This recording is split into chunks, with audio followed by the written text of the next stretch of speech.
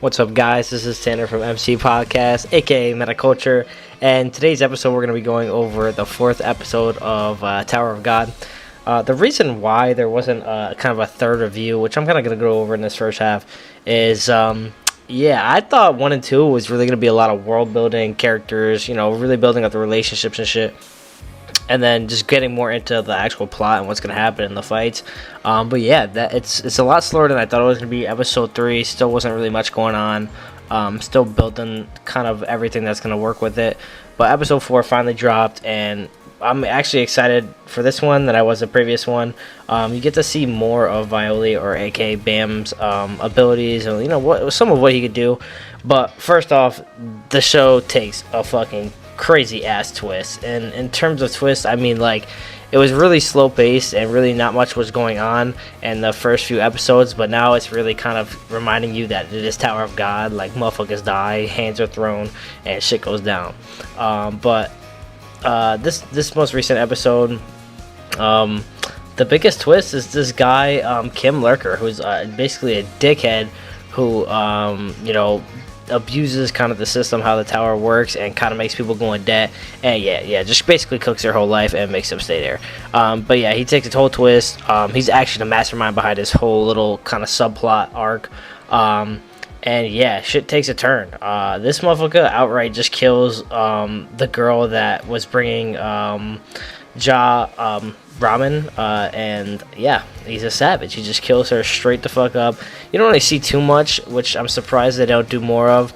But either way, it also continues basically to running to Violi to basically ask for his help, because legit, like, the only other way to, like, go between an evil is using another evil, and that's what he's thinking. He's using Violi because he's thinking he's a, like, nasty, like, bad motherfucker.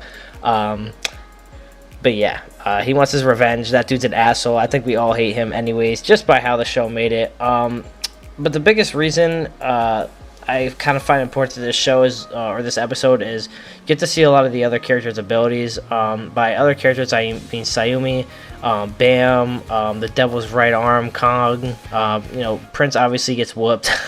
He was surprise attacked. But it really shows what some of these characters can do and why they're being involved with the plot. And I think the biggest character that we really need to focus on this episode was Ja, because he's going to be, like, pretty much the next kind of wave of, like, thinking when it comes to the tower. Obviously, he's going to want to climb the tower with Bam, and you see he has the Ring of Jihad, so we're assuming he might be royalty, whatever. So this is, like, some really, really future kind of hints at the plot later on, which it dives more into later in the series, obviously, that we're not going to see in the anime. But all in all, I'm glad this is moving a little bit faster than the last episode. It's Violi technically wins the test, but everybody passes through, and obviously they're going to climb the tower together, and there's a little hint of Kun at the end of the episode, so hopefully, that's showing a little bit of a teaser of what's going to be like when we see him in future episodes. But all in all, this was a good episode. Once again, though, it's taken a little bit longer, and it's been a little bit slower of a show than I thought, but hopefully it takes off in a little bit, and they start focusing on, the fights, the more major plot behind all this, rather than taking it slow with the characters and all that. But all in all, no complaints. Sick episode. I'm really looking forward to further into this series where it dives into the nitty gritty and it gets really good. So just, if it's slow for you guys, or if it's not as interesting as it seems, just give it some time. This is MC Podcast, and we out.